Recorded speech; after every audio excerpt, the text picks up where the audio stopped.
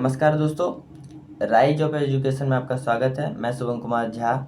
जैसा कि मैंने बोला था फर्स्ट वीडियो में कि हम एक नई शुरुआत करने जा रहे हैं। इसमें मैं और मेरे दोस्त मिलकर आपको हर सब्जेक्ट को, हर विषय को आपके सामने साक्ष्य के रूप में रखेंगे, उससे पढ़ाएंगे। तो इसी क्रमागत श्रेणी में मैं आपको पॉलिटिकल साइंस पढ़ाऊँगा। पॉलिटी होती क्या है, हम उस पर चर्चा करेंगे। तो आज का जो वीडियो है, मैंने सोचा है क्या शुरुआत करने से पहले एक बार हम सिलेबस को डिस्कस कर लेते हैं। आखिर पॉलिटिकल साइंस में, पॉलिटी में हम लोग पढ़ेंगे क्या। तो आप देख सकते हैं बगल में मैंने एक चार्ट लगा के रखा हुआ है वीडियो में कि हम लोग पहले ओरिजिन ऑफ पॉलिटी पढ़ेंगे। राज व्यवस्था होता क्या है, राज व्यवस्था का उद्भव कैसे हुआ। उसी के अंदर जब हम लोग चर्चा करते हैं तब हमें मिलता है राजनीतिक दर्शन क्या होता है, राजनीतिक विज्ञान क्या होता है। उसके बाद जब हम लोग उसके अंदर के राज व्यवस्था को समझ जाते हैं तो राज व्यवस्था में राज्य क्या है, व्यवस्था क्या है। जब हम व्यवस्था की बात करते हैं तो हमें संविधान के बारे में जानकारी मिलती है। संविधान की अवधारणा कहाँ से आई है उसके बारे में जानकारी मिलती है।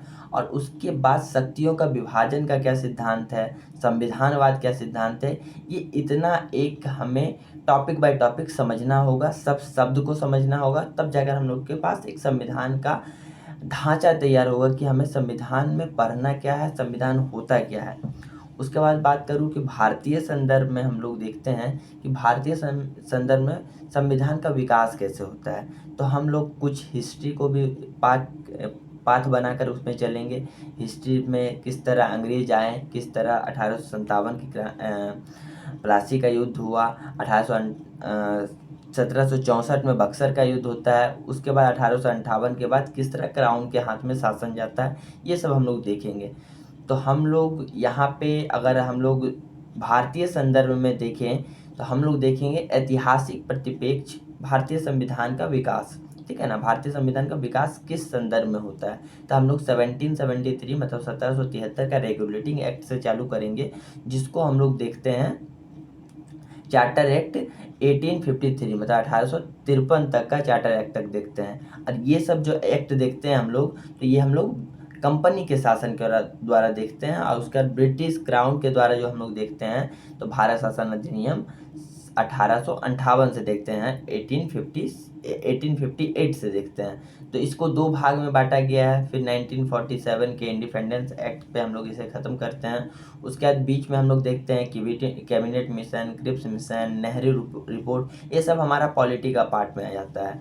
उसके साथ साथ हम लोग उसके बाद पढ़ेंगे इंडियन कॉन्स्टिट्यूशन। कॉन्स्टिट्यूशन के अंदर हम लोग को देखने को मिलेगा कि भारतीय संविधान में कितने भाग हैं, कितने अनुच्छेद हैं, कितनी धारा है या फिर कितने अनुसूची है, किन अनुसूची में क्या रखा गया है, किस भाग में क्या बताया गया है। ये सब हम लोग क्रमागत अध्ययन करेंगे। राष्ट्रपति की शक्तियाँ क्या होती है, मौलिक अधिकार क्या होते हैं, संविधान की विशेषता क्या है, संविधान पालन करने के लिए हमें किन अवधारणाओं के साथ बाध्य किया जाता है, भारतीय संविधान को किसने बनाया, किन किन साक्ष्यों के रूप में हुआ, किन किन देशों से हमारा संविधान लिया गया। इतने चीज़ों को हम लोग पॉलिटी के अंदर पढ़ते हैं।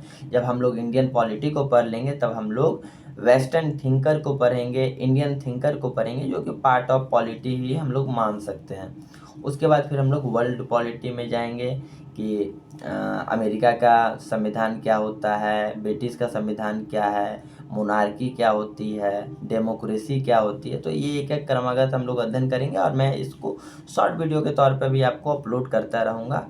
नेक्स्ट से हम लोग थोड़ा ऐतिहासिक परिप्रेक्ष्य, जैसा कि मैंने बताया, ओरिजिन ऑफ पॉलिटी और संविधानवाद तक इसमें चर्चा करेंगे। उसके बाद भारतीय संवैधानिक विकास पर हम लोग चर्चा करेंगे, जिसमें फर्स्ट वीडियो हम लोग का रहता है उसमें रेगुलेटिंग एक्ट। उसके बाद रेगुलेटिंग एक्ट के बाद हमारा क्रमागत चलता रहेगा वीडियो। तो आशा करता हूँ कि आप हमारे साथ जुड़ेंगे और नेक्स्ट टाइम से हमारा वीडियो आपके पास आएगा और आप एंजॉय करेंगे। जय हिंद, जय भारत। नेक्स्ट वीडियो में मिलते हैं।